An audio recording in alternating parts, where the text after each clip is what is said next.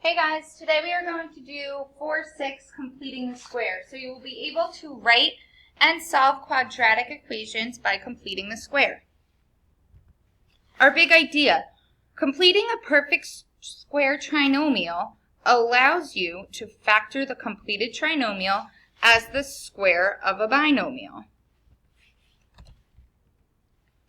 So we have to think about what a perfect square trinomial was when we were factoring.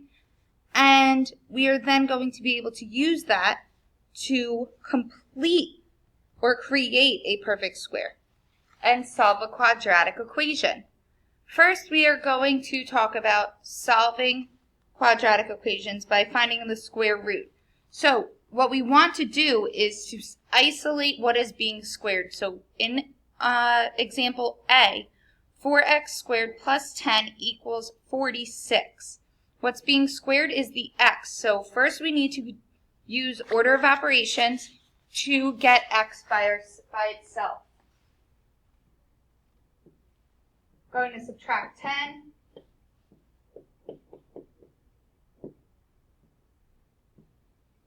Divide by 4. X squared is equal to 9. Now that x squared, or what is being squared, is by itself, I'm going to square root, which is the inverse operation. Both sides of my equation, so x is equal to positive or negative, not 3, I'm sorry, 3. Because the square root of 9 is 3. You guys go ahead and try B on your own. Sometimes an equation shows a perfect square trinomial equal to a constant. So we can use this, if we notice the perfect square trinomial, to solve and factor the perfect square trinomial into the square of a binomial. Then we could square root both sides of our equation, just like we did before. So here, x squared plus 4x plus 4. X squared is equal to 25. X squared plus 4x plus 4 is a perfect square trinomial. I know that because x times 2 is equal to my middle term.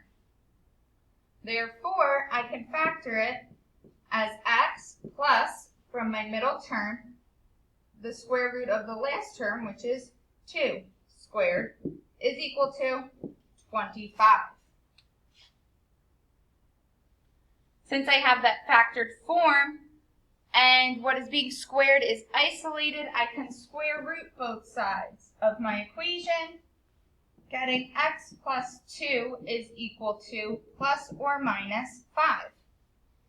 If it's equal to plus or minus 5, I'm going to split up my equation into two separate equations. X plus 2 equals 5, and x plus 2 equals negative 5. Go ahead and solve that. So I would subtract 2 from both sides. X is equal to 3.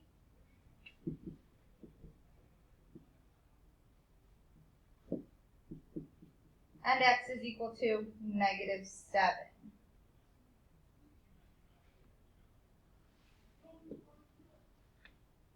So if x squared plus bx is not part of a perfect square trinomial, we can use our coefficient b to find a constant c so that x squared plus bx plus c is a perfect square. When you do this, you are completing the square. So we are making it a perfect square. And the diagrams below, these words are going to explain how we're completing the square. So first we have x squared plus bx in our first picture. And what we're going to do is divide this b into two sections. So it's b over 2 and b over 2. We then put it on our other side of our square over here so that we can make a square. We now have this missing part, which has dimensions b over 2 by b over 2, which is why we would be adding b over 2 squared. to complete our square. If we had a factored version, we then see that it's x plus b over 2 quantity squared. So let's go ahead and use an example. We have x squared minus 10x. We want to complete the square. So we just had b over 2. b is 10. 10 over 2 is 5. But the dimensions of that square that we were adding was b squared. So we would want to add b squared. b over 2 squared. So 5 squared is plus 25. We've now completed the square. We can check by finding the square root of the first, which is x, times the square root of the last, which is 5, times 2, which is 10x. 10x is our middle term. So this is a perfect square trinomial. So our key concepts of solving an equation by completing the square. We want our equation in the form x squared plus bx is equal to c. So to do this, we want all terms with a variable on one side and the constant on the other side. We need x to have a coefficient of 1. So if it is not x squared, to have a coefficient of 1. Pardon the interruption. If x squared's coefficient is not 1, then we need to divide the entire equation by that coefficient, making it 1. We then complete the square by adding b over 2 squared to each side of the equation. Make sure you're doing it to each side, because if we only do it to one side, then the equation will not be balanced anymore. Then we could factor the trinomial by using our perfect square trinomial rules and square root both sides and solve for x. So 3x squared minus 12x plus 6 is equal to 0. The first thing I'm going to do is move that 6 over, and I have 3x squared minus 12x is equal to negative 6. Since my coefficient of x squared is not 1, I need to divide my entire equation by 3. And I have x squared minus 4x is equal to negative 2. Now that I have x squared minus bx, I'm going to take b, which is 4, divide it by 2, and square it.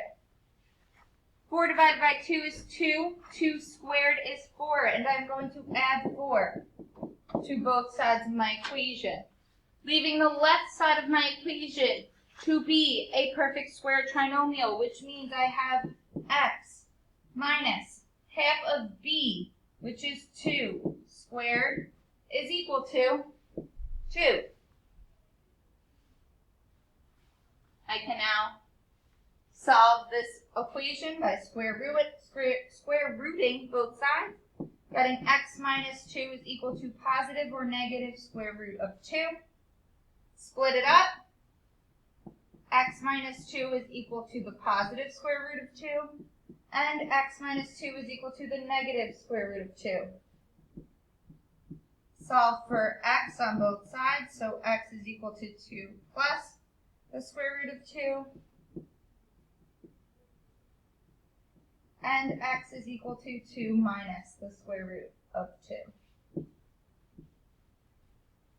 Those would be our two solutions. You guys try this one, and then you are done.